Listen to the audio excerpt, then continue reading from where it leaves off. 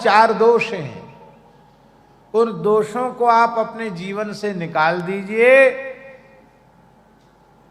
तो कल्याण में फिर कोई संदेह नहीं है। उनमें सबसे पहला दोष है मंदाह। ये पहला दोष है। मंदाह का अर्थ है अलसाह, आलस्य, प्रमाद। ये सबसे पहला दोष है।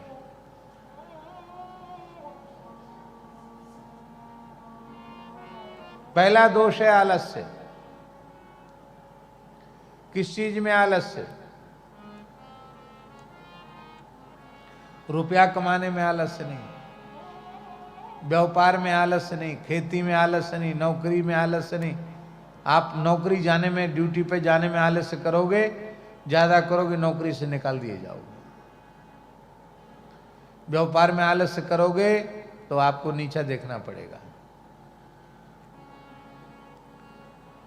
व्यवहार में आलस्य नहीं, व्यापार में आलस्य नहीं, खेती पाती नौकरी चाकरी में आलस्य नहीं, भजन में आलस्य। भोजन में भी आलस्य नहीं। भोजन की तो ऐसी बात है कि इतना अधिक खा लिया है कि अपच हो गई है, खट्टी डकार आ रही है, गले में जलन पड़ रही है। और किसी प्रेमी के यहां गए और उन्होंने कहा कि बहुत बढ़िया वेद लक्षणा भारतीय देसी गाय के घी से और ये बढ़िया गुलाब जामुन बना है, ये तो 1-2 खा ही लो। बोले कोई बात नहीं, इनो खा लेंगे। ये कौन इनो होता ना पीने वाला, वो पी लेंगे, या कोई दवाई गोली खा लेंगे।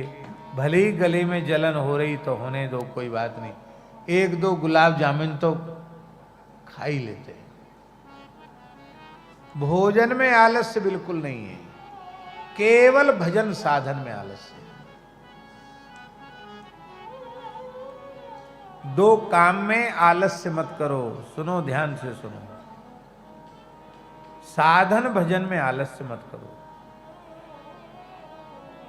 अब सुनकर लोगों को ऐसा लगेगा,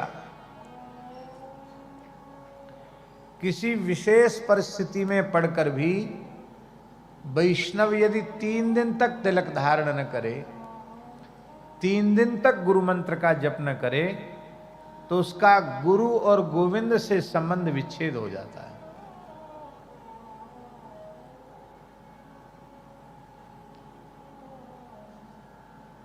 फिर उसका संबंध समाप्त, गुरु शिष्य का संबंध समाप्त, भगवत शरणागति का संबंध समाप्त। केवल 3 दिन। इसलिए पूज्य गुरुदेव भक्तमाली जी कहते थे, वैष्णव मंत्र में न जातक सूतक लगता न मृतक सूतक लगता। सूतक में सब काम बंद हो जाएंगे पर गुरु मंत्र का जप नहीं छूटेगा। कोई लिखकर दे सकता है कि सूतक में तुम मरोगे नहीं। भाई जातक सूतक में भी मृत्यु हो सकती, मृतक सूतक में भी तो मृत्यु हो सकती कि नहीं। इसलिए गुरु मंत्र नित्य भगवत संबंध है। लोग संदेह ही नहीं करते, जप नहीं करते। अजपि पूय शोणितम, द्विजाति संध्योपासन न करे, गायत्री जप न करे, वैष्णव अपने मंत्र का जप न करे, साधु अपने गुरु मंत्र का जप न करे और खाने पीने लग जाए तो लिखा है अजपि पूय शोणितम। बिना जप के खाता पीता है तो पूय माने पीव, मवाद, और शोणित माने रक्त। वो जो खाता है वो रक्त और पीव ही खाता है, वो अन्न नहीं खाता है।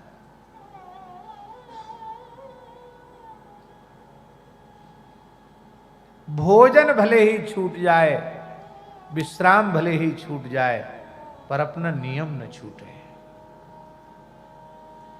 ऐसा पक्का निश्चय कर लो तो कहीं घर छोड़ के जाने की जरूरत नहीं है, घर में ही काम हो जाएगा। लेकिन और सब काम खूब बढ़िया से करना है।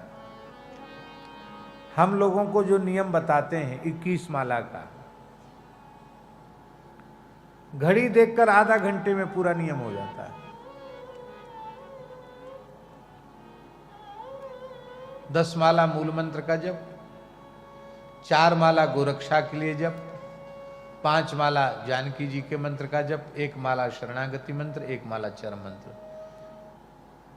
और हम पक्के तौर पर व्यासासन पर बैठकर भगवान की साक्षी में बोल रहे हैं, जो निष्ठापूर्वक केवल 21 माला का प्रतिदिन जप करेगा उसके जीवन में कोई संकट, कोई विपत्ति, कोई दुख, कोई कष्ट नहीं आएगा।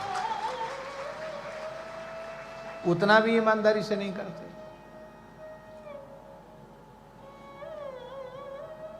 न तिलक है, न तुलसी है, न जिह्वा पर भगवान नाम है, बाजार में खाना है, इधर उधर स्वेच्छाचार में प्रवृत्त होना है। और बड़े दुख की बात है, बड़े कष्ट की बात है। कई बार लोग बाहर से वैष्णवता का अभिनय भी करते हैं तो भीतर से उनके आचरण अच्छे नहीं होते हैं, उनका विचार और उनका आचरण पवित्र नहीं होता है, तो बाहर का किया कराया भी सब चौका लग जाता है।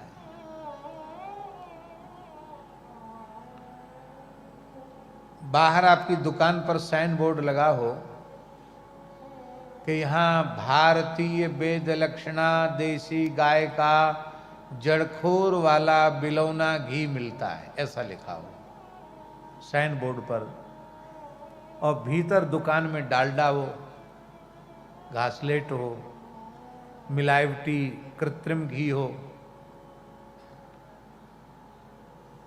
और छापा पड़ जाए और आपकी चोरी पकड़ी जाए तो आपको सजा होनी चाहिए कि नहीं? यहां तो आप भ्रष्ट अधिकारियों को रुपया पैसा देके बच सकते हो, पर ठाकुर जी के दरबार में बच सकते हो क्या?